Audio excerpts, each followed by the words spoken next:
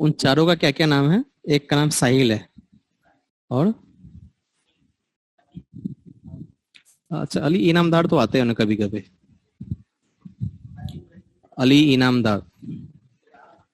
सिराज अली एक है। हाँ, दो तीन। नहीं, वो अलग है। हेलो, अस्सलाम वालेकुम। Good afternoon. Good afternoon sir. Siraj Ali. Siraj Ali.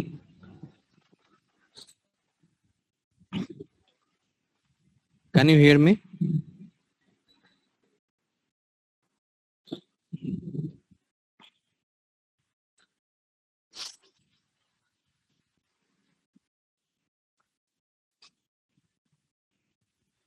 Okay. Last क्या था?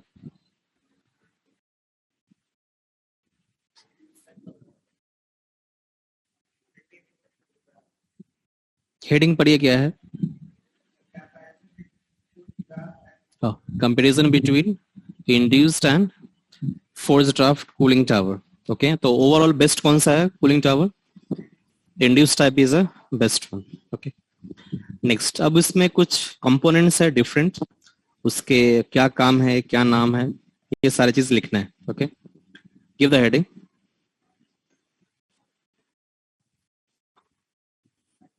सुनाई नहीं दे रहा? अच्छा, बोलते हैं अपन, जोर से बैठिए।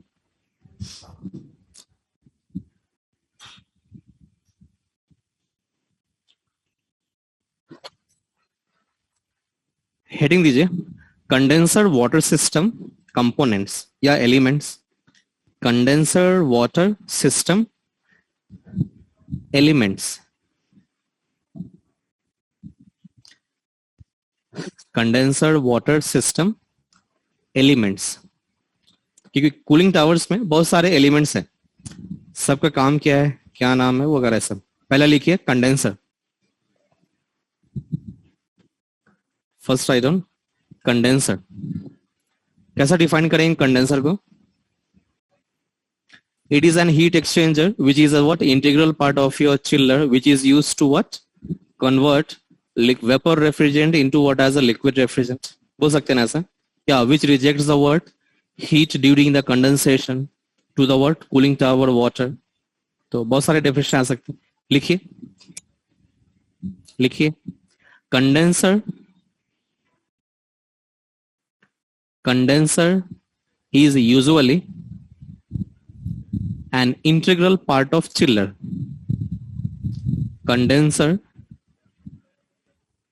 is usually an integral part of chiller.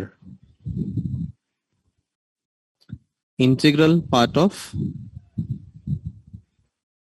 chiller. ठीक है, तो वेरी सिंपल, वो एक चिलर का अपना पार्ट है, that's it, full stop. Second right दो, condenser water pump. Condenser water pump.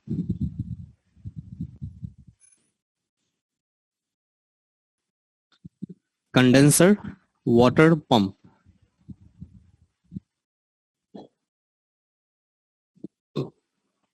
क्या काम है इसका? कंडेंसर वाटर पंप का काम क्या है जी? सर वाटर सब पंप के द्वारा जो वाटर को वाटर सर्कुलेट करता, किसके बीच में? Cooling tower to condenser and condenser condenser to cooling tower, इसी के बीच में सर्कुलेट। बस इसी बात को लिखना है, लिखिए। It is used to circulate. It is used to circulate condenser water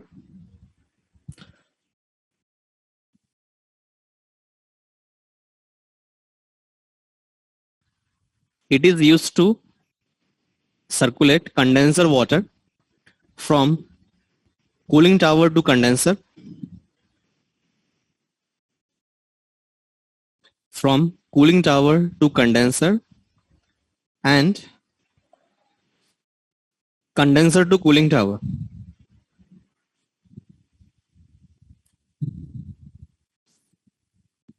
and condenser to cooling tower. Full stop. Next, third one. और क्या रहता है उसमें? पंप हो गया, कंडेंसर हो गया, नेक्स्ट क्या रहता है अपने को? पाइप. Pressure gauge. ये सब के बीच में क्या पाइप लगा रहता है आपको? तो write down condenser water pipe. Condenser water pipe.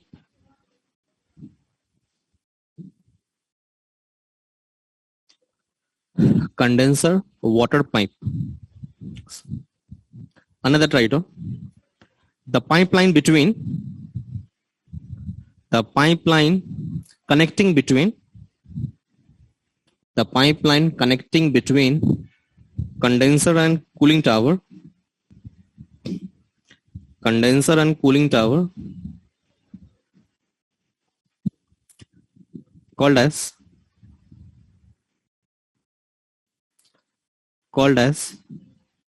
condenser water piping और अच्छा इसको और क्या बोलते हैं अपन? कंडेंसर वाटर पाइपिंग और open piping system. Open piping system और ओपन पाइपिंग सिस्टम अपन चिलर में भी लिखे थे कि जो एवापोरेटेड साइड में जो पाइपिंग है उसको क्या बोलते हैं? Closed piping system. और कूलिंग टावर साइड में जो पाइपिंग है उसको क्या बोलते हैं अपन? Open piping system. Full stop. Next, fifth point. Point number fifth में और क्या आएगा? बोलिए. 4 पॉइंट है सर. हाँ सॉरी, चौथा पॉइंट. अच्छा फोर्थ पॉइंट है. ओके, तो कंडेंसर हो गया, पंप हो गया, पाइपिंग हो गया. नेक्स्ट, कूलिंग टावर के अंदर एक बेसिन होता. तो कूलिंग टावर की जो बेसिन का काम क्या है? वाटर को कलेक्ट करके रखना है. लिखिए cooling tower basin. Cooling tower basin. It is a collection tank. It is a collection tank or sump. It is a collection tank or sump which which collect condenser water, which collect condenser water after exchanging the heat. After exchanging the heat. Full stop. Continuous लिखेंगे. It can be integral part of cooling tower. It can be integral part of cooling tower or can be separated from it. Or can be separated from it.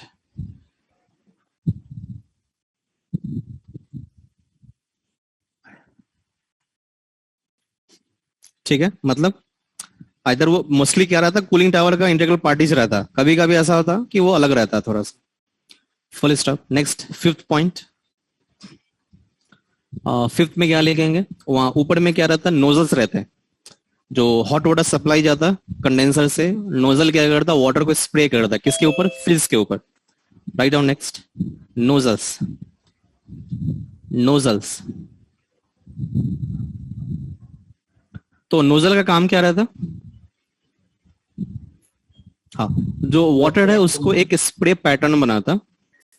Okay, pressure की वजह से, ताकि एक pattern बनेगा तो उसकी cooling better होंगी. Okay, लिखिए. Nozzles are used to produce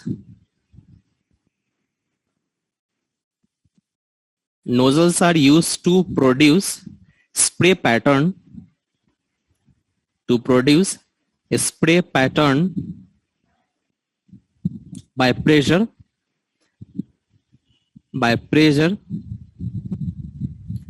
to wet the fields, to wet the fields. यही काम है उसका. पहले वो क्या करता, वेट फील्ड्स को वेट करता वो, तब फील्ड्स और वो एयर के बीच में कांटेक्ट होता तो पानी ठंडा होकर नीचे आ जाता. ठीक है, फुल स्टॉप. और क्या रहता है, fields. Next is what, fields. Right on, fields. तो फील्ड्स का काम क्या है, it is a heat exchange media, है ना. तो यहां पे देखिए क्या लिखा हुआ उसके बारे में. It is a heat transfer media in the cooling tower. Fills is design to maximise, मतलब फील्ड्स का काम यह है कि ज्यादा से ज्यादा एयर और वाटर के कांटेक्ट हो. Okay, the return condenser water and the ambient air. There is a 3 types of fills. Spray fills, ये भी फील्ड्स है. ये लकड़ी का रहता है, टिम्बर का. प्लास्टिक का भी रहता है, ये इस तरह का. ये देख रहा है, ये शेप्स. तो ये प्लास्टिक का रहता, ये आपको कंक्रीट का भी आता है इसमें शेप्स में. ओके, ये आपको फिल्म टाइप ऑफ फील्ड्स है. तो अब ये डिसाइड कैसा होगा कि लकड़ी का चाहिए, वो मैन्युफैक्चरर डिसाइड करता है इसको, depends upon the capacity and everything. तो स्प्लैश टाइप ऑफ फील्ड्स रहता है ये. एक रहते, हाँ बिल्कुल वहां पे भी रहता है. Even there is a film type of fills, this type. Mostly आपको क्या रहेगा, फिल्स टाइप ऑफ फील्ड्स रहता है आपको, this film type of.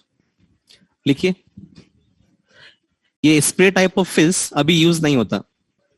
Spray type of fields का मतलब ये एक्चुअली ये कोई फील्ड्स मटेरियल नहीं है. जैसे पहले जो है, बिफोर वो फील्ड्स मीडिया, इस तरह की मीडिया की जगह पे पहले क्या होता था, ये नोजल क्या करता था, एयर को आपको वाटर को क्या स्प्रे किया, तो वाटर फॉल हुआ और एयर कांटेक्ट हुआ. उस बीच में कुछ भी नहीं रहता था, कोई फील्ड्स नहीं. तो डायरेक्टली कूलिंग होता था, उसमें इफिशिएंसी कम आती थी. तो उसके बाद फिर इन्वेंट हुआ क्या, बीच में अगर अपन फील्ड्स लगा दिए, जैसे फ्लैश टाइप है या स्प्लैश टाइप या फिल्म टाइप, उसे और बेटर इफिशिएंसी बढ़ी. तो उस वक्त जो है सिर्फ इसी को, यही फील्ड्स था, इसी को बोलते थे क्या, spray fields. But now it is not used. लिखिए, फील्ड्स.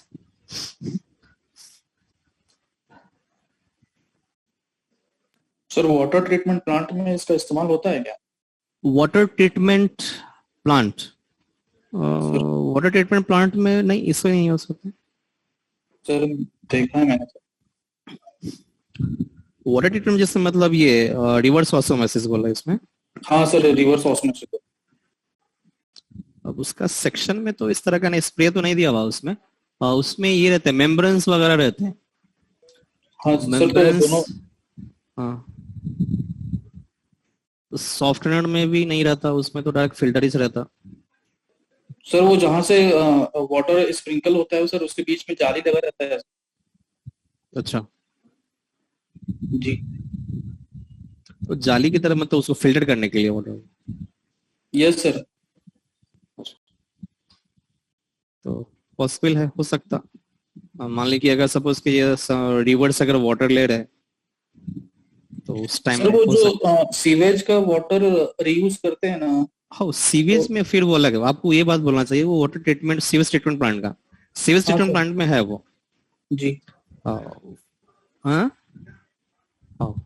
सीवेज ट्रीटमेंट प्लांट में आपको वहां पे ये आपको ब्लोवर रहता है, वहां पे मिक्सचर रहता है, ये स्प्रे रहता है, ये सब रहता है वहां पे आपका. तो वो जो फिल्टर होता है वो मल्टी स्टेज में रहता है आपका फाइनली. यस सर, ये टेक्निक इंडिया की है कि बाहर से आई है? नहीं, यहाँ पे इंडिया में यूज होता है. आपको जो गंगा रिवर है, उसकी जो क्लीनिंग हो रही है आपको एसटीपी से हो रहा है, सीवेज ट्रीटमेंट प्लांट से हो रहा है वो. हाँ सर, यहाँ एक हरियाणा में प्लांट है सर, फ्रांस की कंपनी है सर, वो दोनों कोलैबोरेशन हुई है. अच्छा. तो खैर वो एफडीआई इन्वेस्टमेंट है, बट यहाँ पे एक्चुअली हैदराबाद में बहुत सारी लोकल कंपनी है जो आपको बिल्डिंग के लिए एसटीपी डिजाइन कराते हैं, हाई राइज बिल्डिंग के लिए या फिर ऑफिस बिल्डिंग के लिए ऐसा. Yes sir. फिल्स. और फर्स्ट लिखिए स्प्रे फिल्स, सिर्फ नाम लिखना है, लिखना कुछ भी नहीं, सिर्फ फर्स्ट लिखिए स्प्रे फिल्स.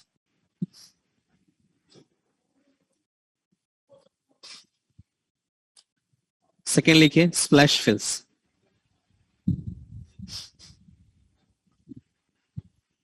सर वो पहला वाला एक बार लिखा दीजिए. पहला सिर्फ नाम लिखना है बस. ठीक है सर. Spray fills. सेकेंड लिखिए स्प्लैश फिल्स. सर फिल्स का डिफरेंस इसके टाइप्स लिखिए। जी क्या बोलेगी? फिल्स का डेफिनेशन सर। नहीं, आप थोड़ा जोर से बोलिए, आवाज नहीं आ रही क्लियर आपकी। श्रेय, सर फिल्स का डेफिनेशन। अच्छा फिल्स का डेफिनेशन लिख रहा है, ओके लिखिए।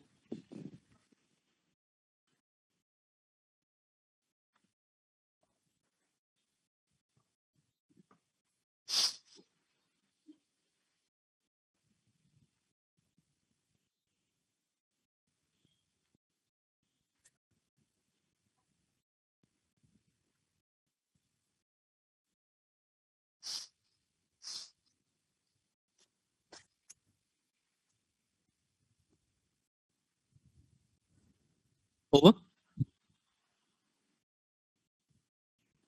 Yes sir.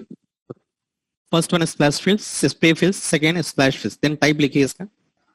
ये रेक्टेंगुलर टिम्बर लकड़ी का आता, ट्रायंगुलर में भी रहता।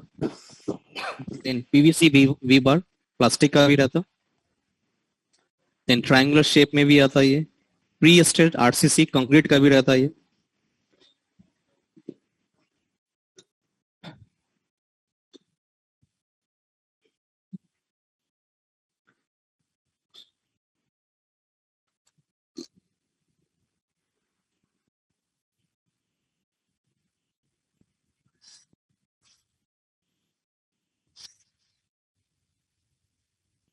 Then third write down film type fills, film type fill। इसके जस्ट ये लिख लीजिए, that is a high efficiency cross corrugated fills, range of the fluid size, a special vertical fluid fills for the poor water quality available रहता वो। अगर salt water है, water quality better नहीं है, तो उस टाइम में अपन को फ्लूटेड फिल्स लेना पड़ता है। इसी का मतलब एकदम बारीक रहता है उसमें।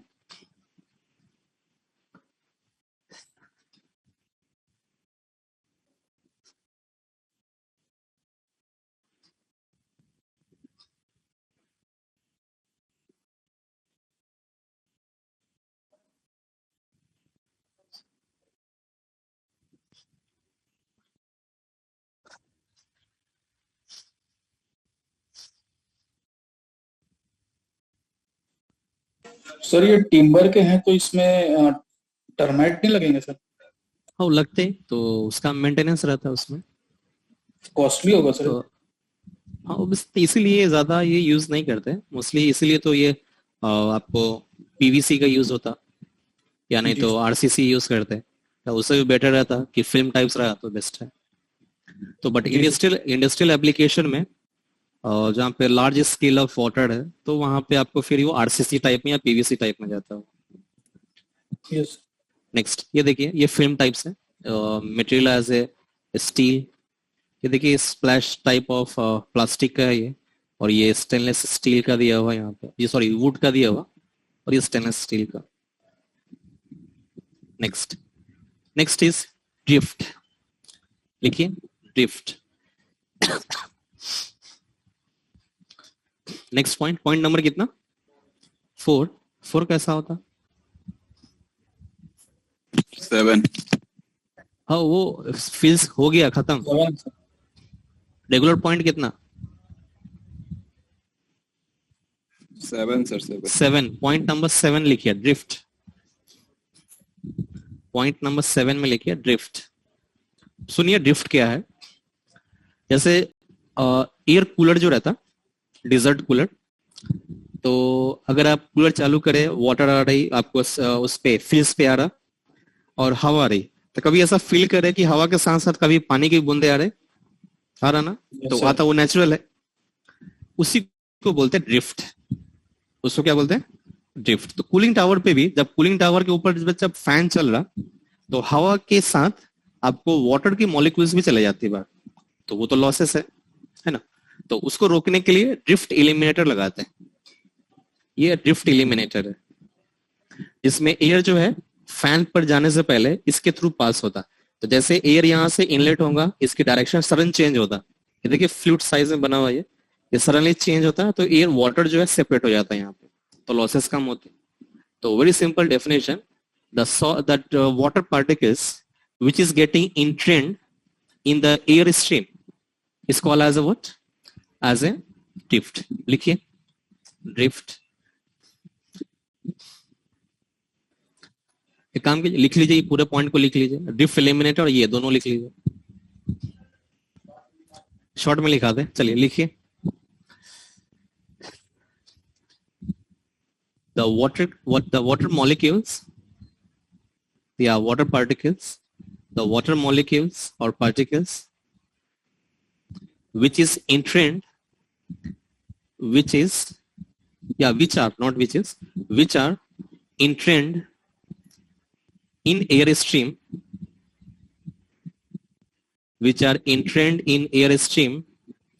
and exit the cooling tower, called as drift.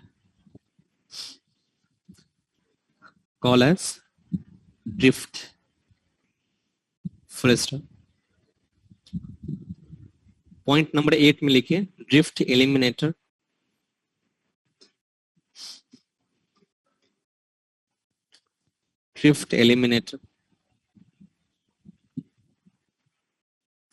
इसमें ये पूरे पॉइंट लिखना पड़ता. लिखिए.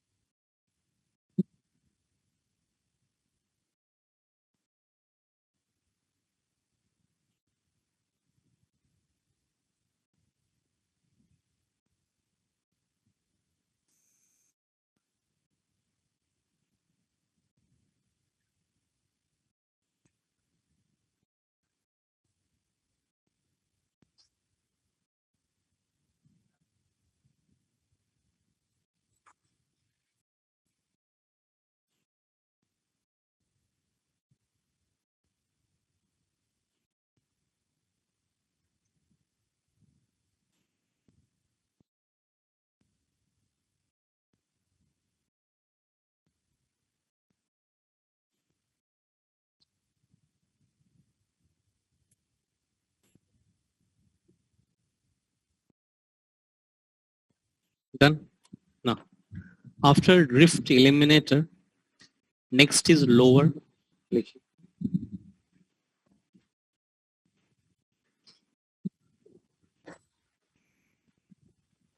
तो ये देख रहे हैं लोअर. ये किस लिए देते हैं? एक proper direction of air flow देने के लिए लोअर लगा. लिखिए इसके अंदर. It is used to provide direction of airflow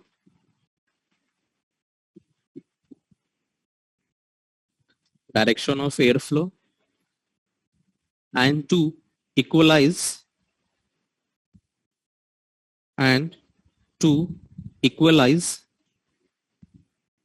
air flow into the fields, and also to equalize air flow into the fields. एक तो ये क्या डायरेक्शन बताता, प्लस ये इक्वल वे में, इक्वल अमाउंट में क्या करता, एयर डिस्ट्रीब्यूशन करता फिल्स के पास. So this was about important components of these things. Next, before going for the nomenclature, just watch one very small video. Whatever the parts you have seen about the cooling tower, it is very explained here.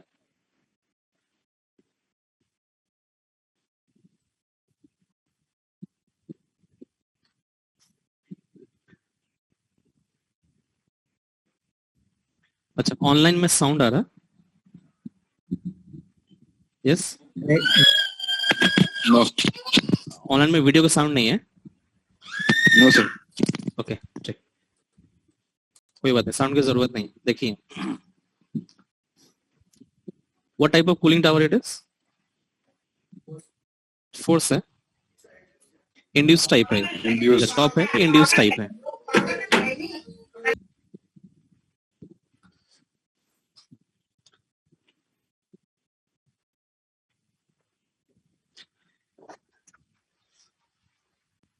इसके section देखिए और बताइए किस type की flow होगा यहाँ पे, cross flow या काउंटर फ्लो? Sir, बोलिए। काउंटर फ्लो है, वेरी सिंपल। फिल्स का perpendicular. पोजीशन देके बता सकते हैं। फिल्स यहाँ बीच में है, एयर नीचे से आएगा, वाटर ऊपर से आएगा, यहाँ तो दोनों मिलेंगे एक साथ, तो ये कौन सी फ्लो होंगी? क्रॉस फ्लो होगा, सॉरी काउंटर फ्लो। ठीक, here we having the nozzle. यहाँ देखिए, ये वाटर पाइप कहां से आ रहा है? Hot water from the condenser, cooling tower को कनेक्ट हो गया। यहाँ पे देखिए इसके अंदर नोजल्स लगे हुए, स्प्रे नोजल्स। ये स्प्रे पैटर्न किस पे फ्लो हो रहा है? Over the words fills. ये फिल्म टाइप ऑफ फिल्स थे।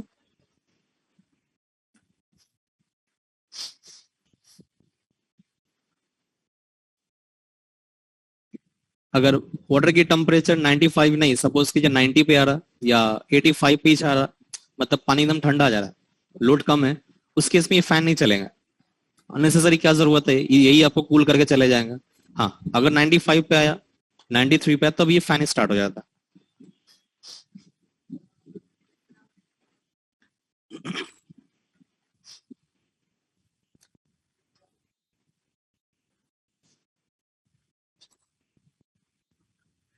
तो अब यहाँ देखिए, वाटर की टेम्परेचर बहुत ज्यादा है, स्टीम भरा, ये फैन स्टार्ट हो गया। तो अब यहाँ पे गौर कीजिएगा, ये जो एरो देख रहे हैं ना, इसकी डायरेक्शन सडन चेंज हो जाता। क्यों हो रहा?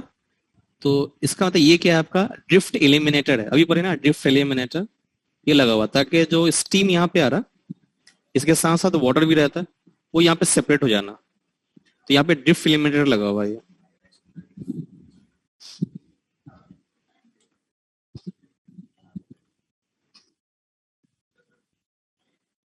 सर फैन का डायरेक्शन क्लॉकवाइज है एंटी क्लॉकवाइज है? ये क्लॉकवाइज रहता है जनरली। जी जी। फैन की रोटेशन,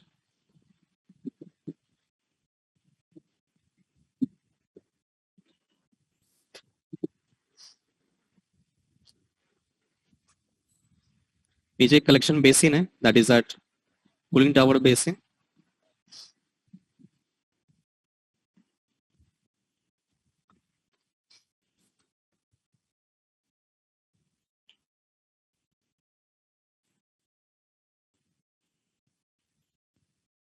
ये ड्रिफ्ट एलिमिनेटर है यहाँ पे लगा हुआ आपको।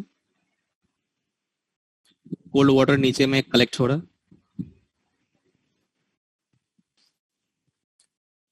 और ये वाटर को फिर कंडेंसर वाटर पंप के नजदीक से लेके चला जा सकता है। नेक्स्ट, इसे पहचानिए, बताइए किस टाइप की कूलिंग टावर है, फ्लो और टाइप में? हम्म, फिर यहाँ पे लगा हुआ काउंटर फ्लो, वेरी सिंपल। तो वाटर यहाँ से ऊपर फिल्स के ऊपर आ रहा है, नीचे से एयर जा रहा, काउंटर फ्लो। और कुछ टाइप का इंड्यूस टाइप का है, ये बताइए। फिल्स साइड में लगा हुआ, तो वाटर उसके ऊपर आ रहा और एयर, या तो फिल्स के पास एयर और वाटर एक दूसरे से परपेंडिकुलर मीट हो रहा। तो ये क्या है आपका, ये फोर्स टाइप नहीं है बाबा, ये इंड्यूस टाइप ही है, बट क्रॉस फ्लो है यहाँ पे। ठीक है, फैन ऊपर है तो इंड्यूस टाइप हो गया, फिल्स यहाँ पे साइड में लगा हुआ, तो ये क्या हो जाएगा अपना, क्रॉस फ्लो हो जाएगा। ठीक, now give the heading, calculation for cooling tower. Calculation for cooling tower.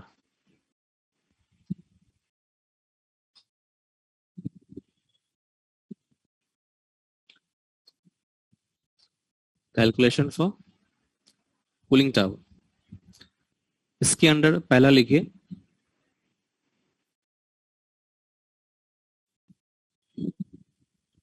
Range. First लिखिए range. First write down range, इसका डेफिनेशन लिखिए।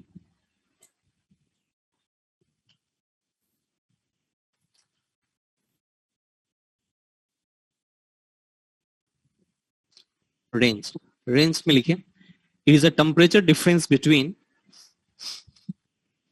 it is a temperature difference between cooling tower inlet and outlet temperature.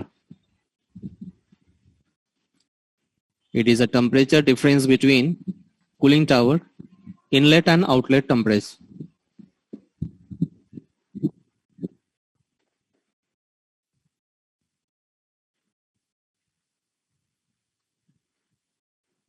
Full stop. That is, यहाँ देखिए, that is. तो इसका मतलब range is equal to, तो cooling tower, अब जैसे कूलिंग टावर है मेरा, सपोज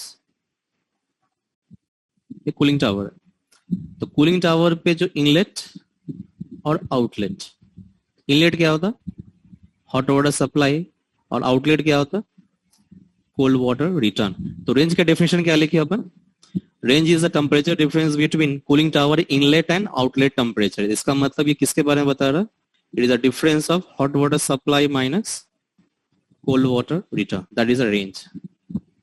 मुझे ये बताइए, ये रेंज की वैल्यू, क्योंकि कूलिंग टावर को जो असेस्ट करते हैं, मतलब आप खरीदने जाते हैं तो ये बताना पड़ता है रेंज कितना, अप्रोच कितना, इफेक्ट, ये सारे चीज कैलकुलेट करके तब आता हुआ है उसकी कैपेसिटी। तो रेंज की वैल्यू ज्यादा रहना बेहतर है, कम रहना बेहतर है, कम रहना बेहतर है। चलिए देखते हैं अपन कैसा। मान लीजिए एग्जांपल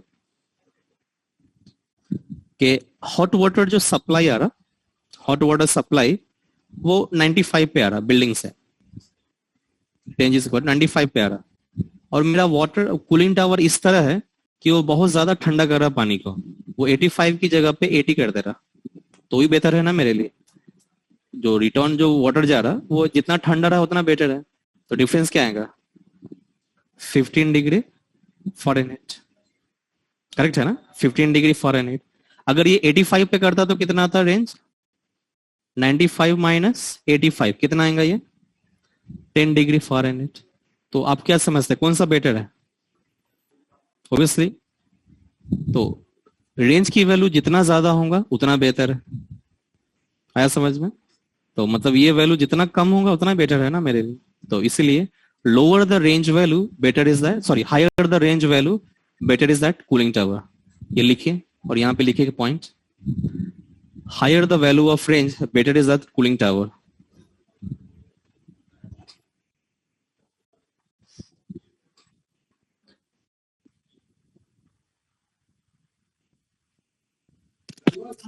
एक बार और बोलिए। Higher the value of range, better is that cooling tower.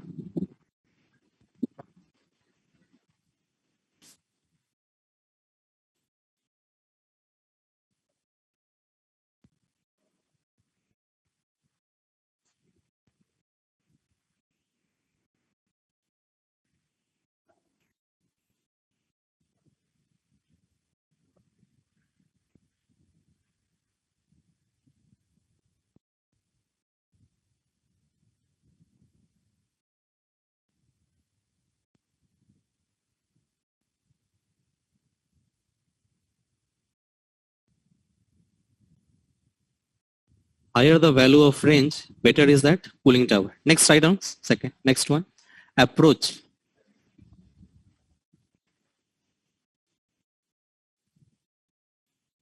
Approach.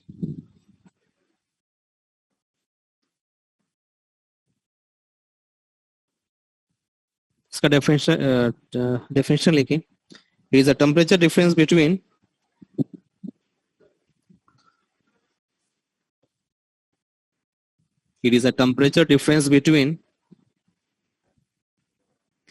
cooling tower outlet.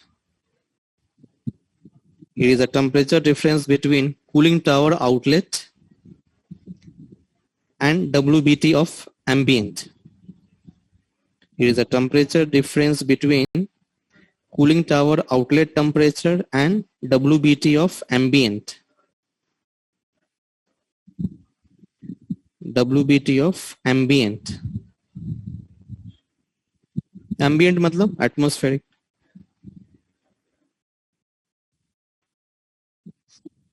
मतलब फॉर्मूला कैसा बनता है, दैट इज अप्रोच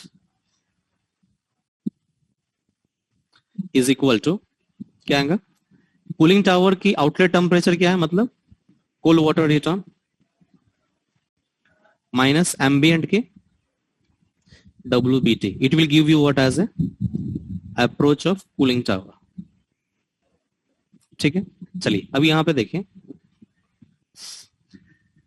अप्रोच के लिए एग्जांपल WBT जो है वो तो कांस्टेंट रहता है एम्बिएंट। अगर हैदराबाद के WBT चेक करें कितना रहता है वो 78 डिग्री फ़ारेनहीट, है ना। तो और कोल्ड वाटर रिटर्न जनरली कितना लेते हैं अपन 85।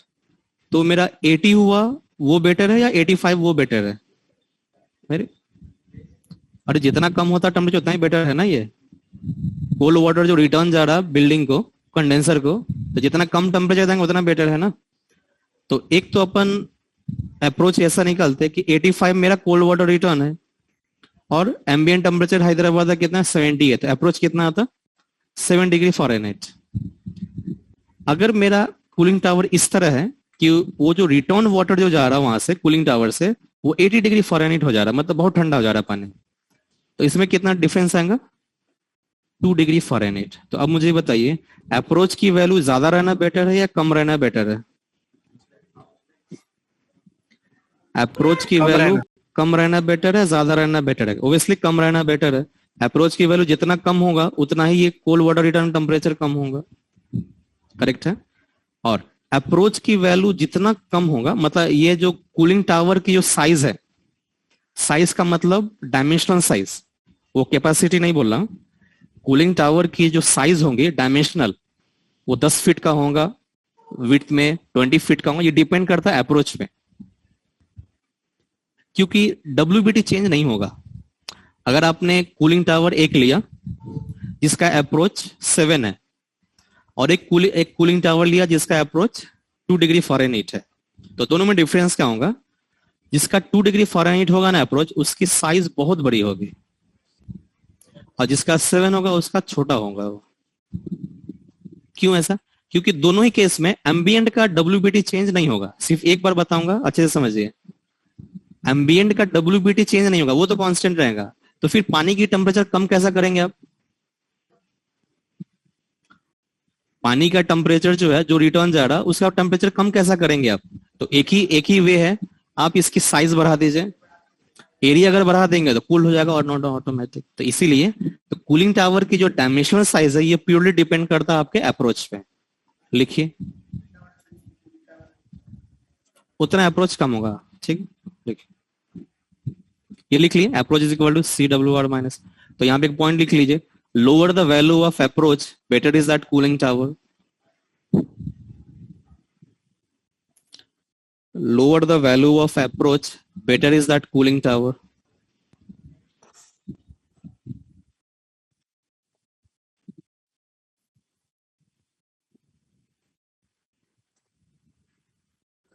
Lower the value of approach, better is that cooling tower.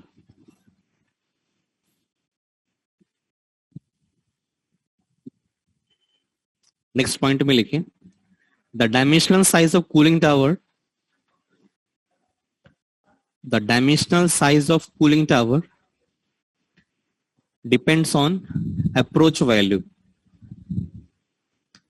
Dimensional size of cooling tower depends on approach value.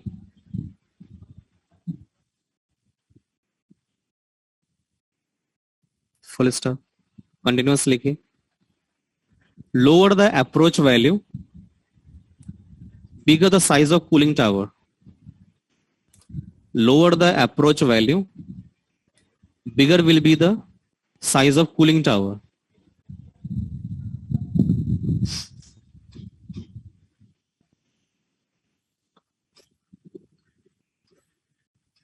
Next,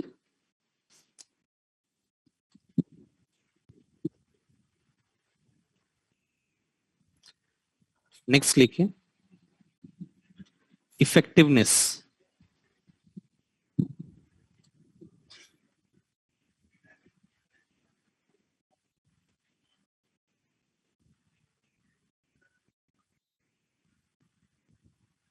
effectiveness, इसमें क्या लिखेंगे, लिखिए it is a ratio of range upon, it is a ratio of range upon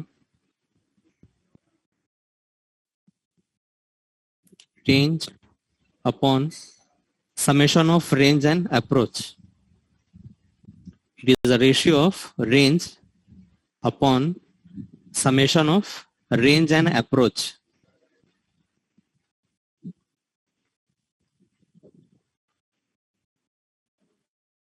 Full stop, continuous rider. It is also called as efficiency of cooling tower. It is also called as, मतलब effectiveness को और क्या बोलते हैं अपन, efficiency. It is also called as efficiency of cooling tower and measured in percentage. और efficiency कभी भी measure किस में होता है, percentage में.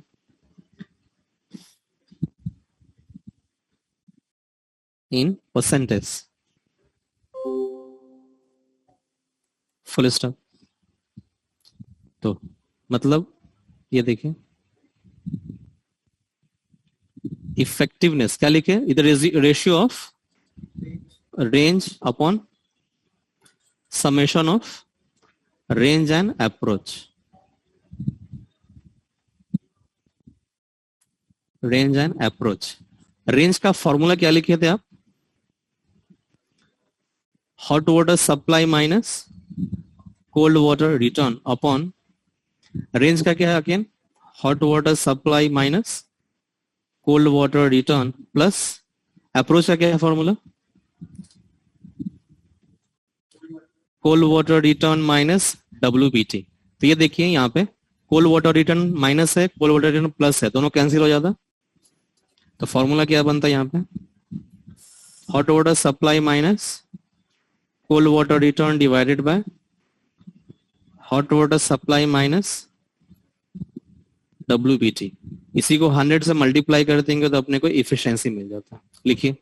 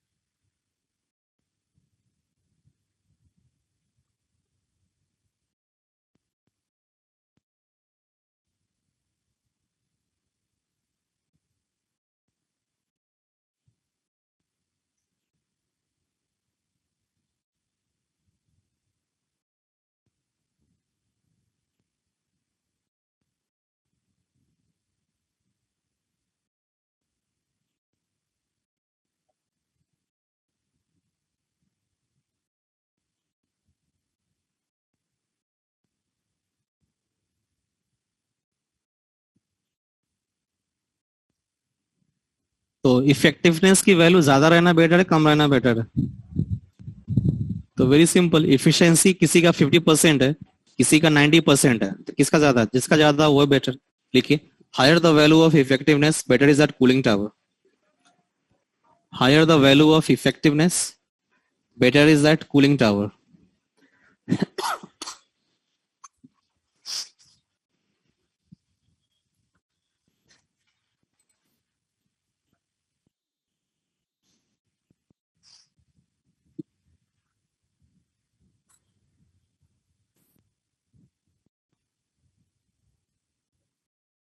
नेक्स्ट अब यहां पे देखें,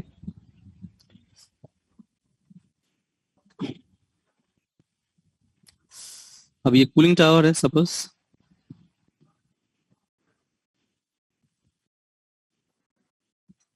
यहाँ पे हॉट वाटर सप्लाई और बैक क्या जाता है, कोल्ड वाटर रिटर्न, और एम्बिएंट एयर जाता है तो एम्बिएंट के WBT पे डिपेंड करता है उसकी कूलिंग.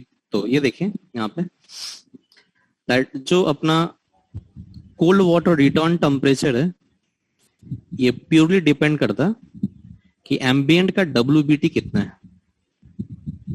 तो जितना WBT होगा उससे थोड़ा बढ़ के अपने को कोल्ड वाटर रिटर्न टेम्परेचर, तो WBT plus 7 to 8 degree Fahrenheit, ये टेम्परेचर रहेगा कोल्ड वाटर रिटर्न का, जो भी WBT कहीं का भी हो, ठीक है। सेकेंड, ये तो ये आ गया। हॉट वाटर जो सप्लाई है, टेम्परेचर, ये प्योरली डिपेंड करता है कि पानी कितना ठंडा हो गया रहा। तो कोल्ड वाटर रिटर्न, कितना पानी ठंडा हो गया रहा, प्लस उसमें 8 to 10 डिग्री फ़ारेनहीट ज्यादा, क्योंकि पानी जितना ठंडा होता है तो नहीं जाता, वो थोड़ा सा गर्म होकर जाता है। कितना?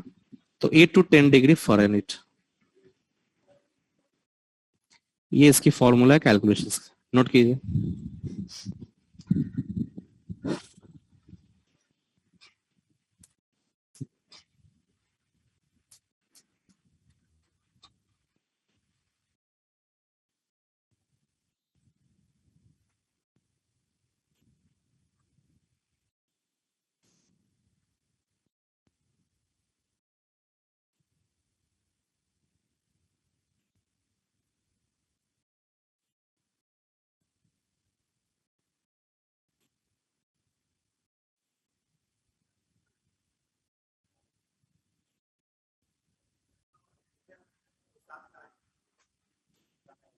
जी, is it over?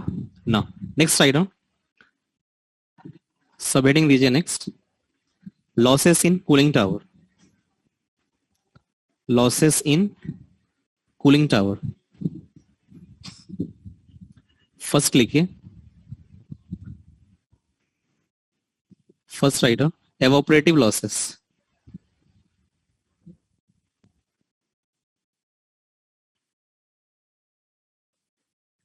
First item evaporative losses लिखिए। Under that item, the losses due to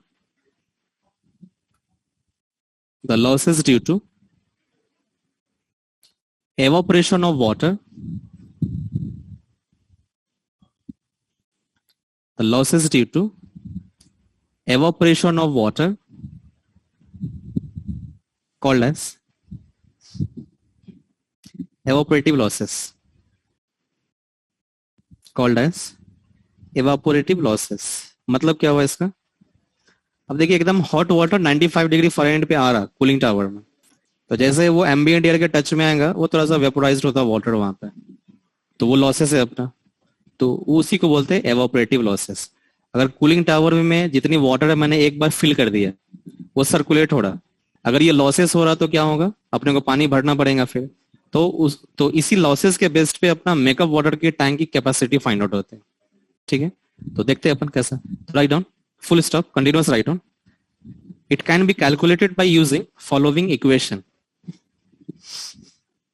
it can be calculated by using following equation।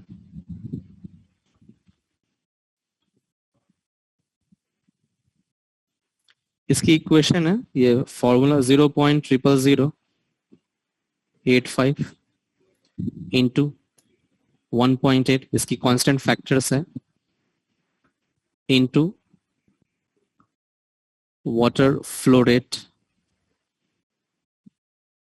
या वाटर बेटर वर्ड है, water circulated rate, water circulation rate. अच्छा, इस water circulation rate को short form में बोलते हैं WCR, water circulation rate into temperature difference delta T, और ये डेल्टा T मस्ट भी रहना चाहिए अपने को डिग्री सेल्सियस में। ठीक है, तो इसकी फॉर्मूला है कैलकुलेट करने का, लिखिए।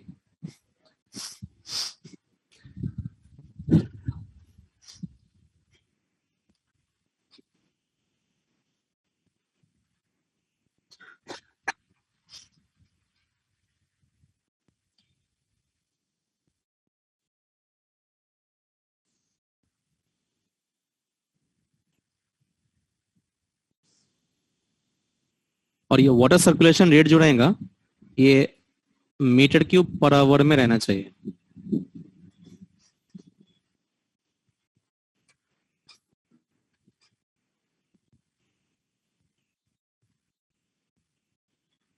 Done? Now, second line down. First evaporative losses था, second write down drift losses, second लिखिए ड्रिफ्ट लॉसेस। ड्रिफ्ट लॉसेस का मतलब, ड्रिफ्ट का मतलब वही एयर स्ट्रीम के साथ जो वाटर चले जा रहे, तो वही। तो पहले जो था विदाउट ड्रिफ्ट एलिमिनेटेड था, मतलब पहले ड्रिफ्ट एलिमिनेटेड नहीं था, उस टाइम में लॉसेस बहुत ज्यादा होता था। अब उसके यूज करने की वजह से लॉसेस जो हो गया वो कम हो गया। ओके, कितना कम हुआ? It is now only 0.0001% to 0.0003%, बहुत कम हो गया वैल्यू हुआ। ओके, पहले जो था वो ड्रिफ्ट लॉसेस वाज 0.02%, अभी जो कितना है 0.00। अब ये 0.0 नहीं है, ये 0.001%, बहुत कम हुआ। इन टू वर्ड आया था 0.03%। लिखिए ड्रिफ्ट लॉसेस। अच्छा ये पॉइंट लिख लीजिए पूरा यहाँ पे, ये पॉइंट लिखिए पूरा।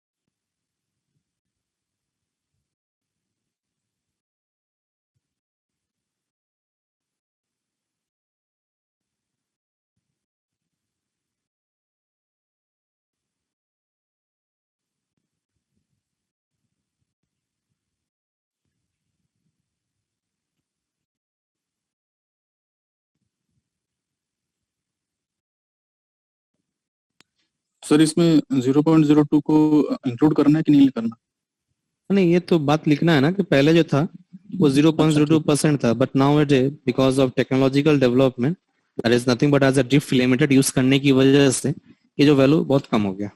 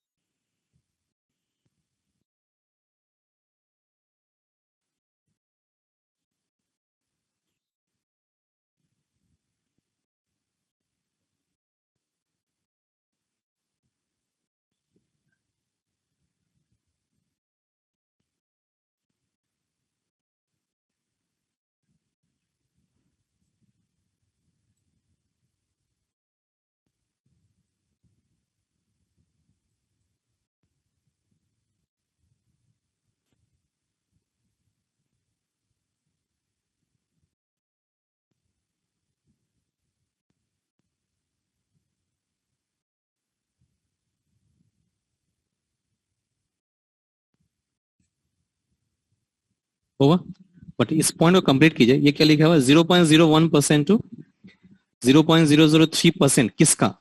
लिखिए of total water circulation rate, of total water circulation rate.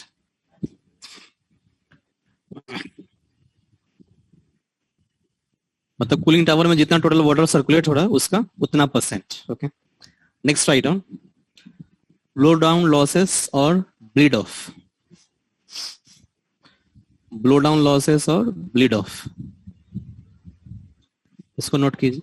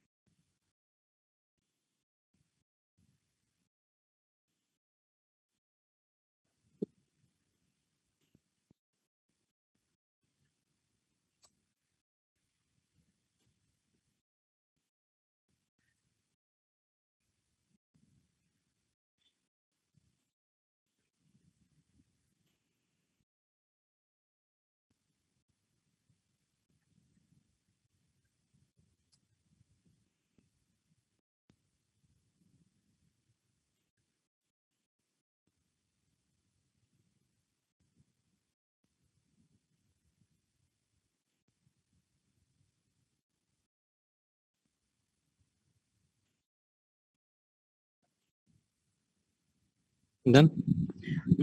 Bleed off, और ये इसका मतलब क्या होता, जैसे गर्म पानी, आप नॉर्मली किसी भी पैन में गर्म पानी को गर्म कीजिए, उसको ठंडी होने के लिए छोड़ दीजिए, कुछ वक्त के बाद देखिए नीचे जो है येलो कलर का कुछ इम्प्यूरिटीज आ जाते हैं। ये तो छोटा सा पैन है जहाँ पे हजारों लीटर पानी जा रहा है, कंटिन्यूअसली ठंडा हो रहा, गर्म हो रहा, उसकी वजह से क्या हुआ, इम्प्यूरिटीज आती। तो अब वो इम्प्यूरिटीज कहाँ से आ रहा, बाहर से कहीं से आ रहा, वो नहीं, वाटर के अंदर ही जो इम्प्यूरिटीज है वही क्या हो रहा, अलग होके जमा हो जा रहा। तो इसका मतलब कि वाटर की जो वॉल्यूम है वो कम हो गई। पहले फॉरेन एलिमेंट मतलब कचरा, ओके, इम्प्यूरिटीज प्लस वाटर के वॉल्यूम था वो सर्कुलेट हो रहा था, ठीक है। तो गर्म होने की वजह से और ठंडी होने की वजह से उसकी इम्प्यूरिटीज निकल गई, इसका मतलब वाटर की वॉल्यूम कम हो गया। तो वाटर की वॉल्यूम कम होगी तो अपन तो वाटर को पूरा करना पड़ेगा, तो उसको मेकअप वाटर टैंक से पूरा करेंगे, तो वो कितना लॉसेस होगा। तो उसकी लॉसेस के लिए कैलकुलेशन के लिए फॉर्मूला है, दैट इज, लिखिए, blow down losses is equal to evaporative losses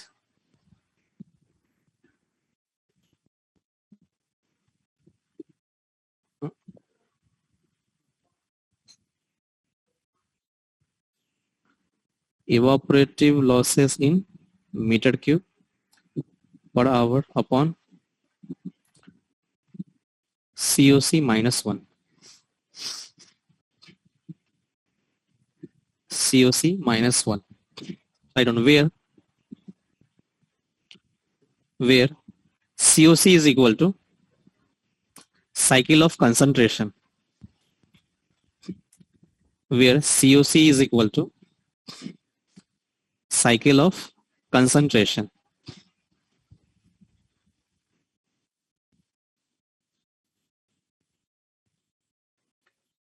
COC is equal to cycle of concentration, which is equal to, याद देखिए, COC is equal to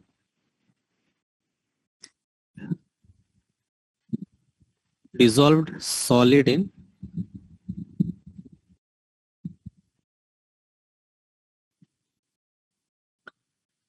circulated water upon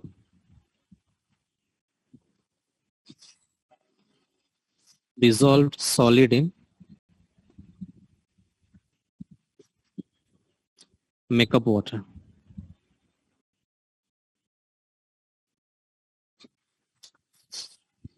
COC की जो value लाई करता वो 3 to 6 के बीच में, और dissolve solid in makeup water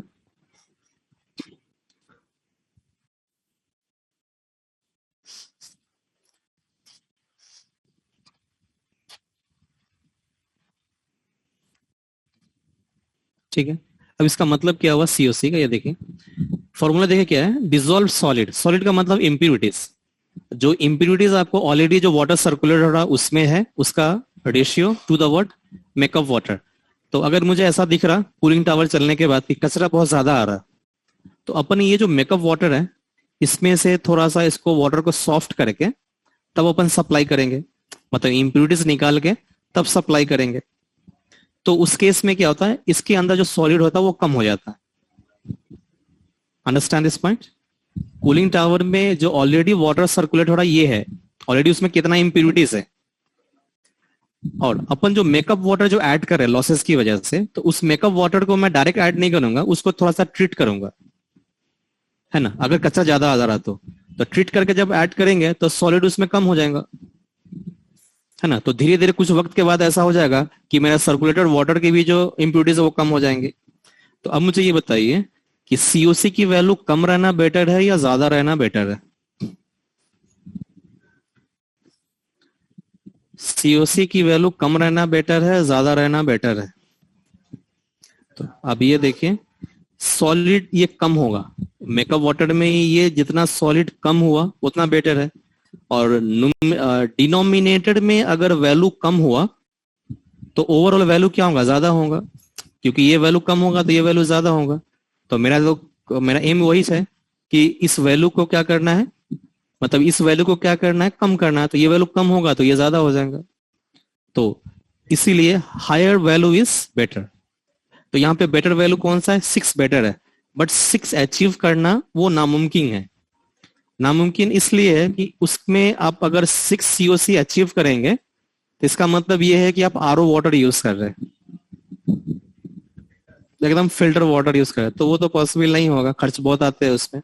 तो एटलीस्ट बट मिनिमम कितना चाहिए, 3 चाहिए किसी भी कंडीशन पे, 3 कम से कम आपको मेंटेन करना है। इसीलिए जब आप कैलकुलेशन करेंगे तो सीओसी हमेशा की अडॉप्ट करेंगे, 3 लेंगे। ओके, नोट कीजिए, ये हो गया। तो this is our total losses now. अच्छा, ये जो ब्लीड ऑफ लॉसेस है इसका एक चार्ट भी दिया हुआ कि डायरेक्ट टेबल से भी कैलकुलेट कर सकते हैं। अगर आपका डेल्टा टी 10 है तो ब्लीड ऑफ कितना आता, 0.33% ऑफ सर्कुलेटेड वाटर। ये टेबल ड्रॉ कर लीजिए, bleed of rate.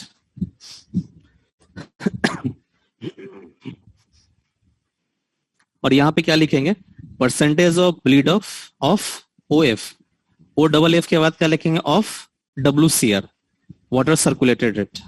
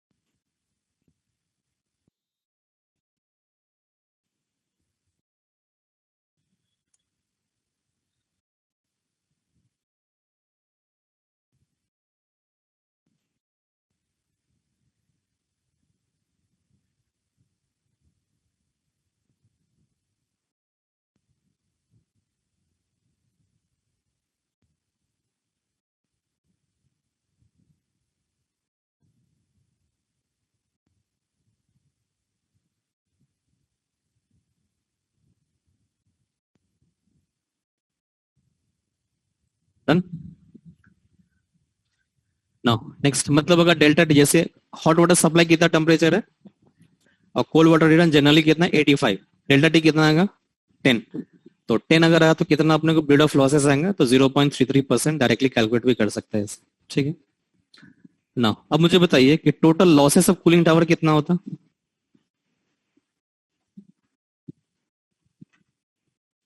Total losses क्या होता, तो वेरी सिंपल, फर्स्ट लॉसेस क्या था, एवोपरेटिव लॉसेस, प्लस सेकेंड लॉस क्या था, ड्रिफ्ट लॉसेस, थर्ड क्या है, ब्लीड ऑफ या ब्लो डाउन, ब्लीड ऑफ। यही अपना क्या, total losses of cooling tower. ये टोटल लॉसेस अगर फाइंड आउट कर लेंगे और ये लॉसेस को अगर पूरा कर दिए मेकअप वाटर टैंक से, तो उसकी वजह से उस पे ही अपने को डिजाइन होता मेकअप वाटर टैंक साइजिंग। और ये जो वैल्यू आएगा वो किस में आएगा, मीटर क्यूब। नोट कीजिए,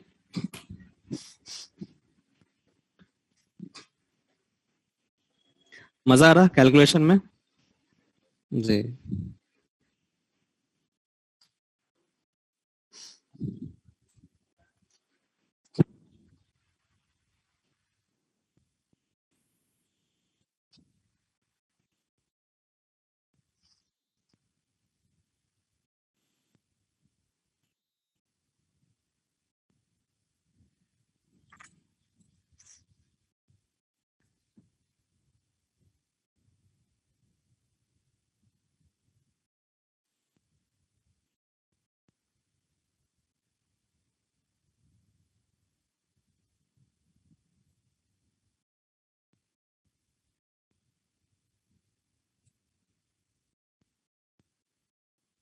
ठीक है, तो will take just as a 15 to 20 minutes as a break नमाज के लिए, और कुछ भी चाय पानी तलब जिसको है अपना वो पूरा कर लीजिए। 5:30 को एग्जैक्टली फिर क्लास रिज्यूम करेंगे, ठीक है, क्योंकि क्लासेस अपनी कब तक है, 7 बजे तक, 8 भी बज सकते। हाँ, आप सच में मतलब सच ही बोल रहे हैं। हाँ, उससे पहले अगर हो गया तो ठीक है, आपकी अच्छी बात। It's okay, clear out to all of you. 5:30 को एग्जैक्टली क्लास फिर रिज्यूम होती है, ठीक है? तब तक ब्रेक ले लीजिए।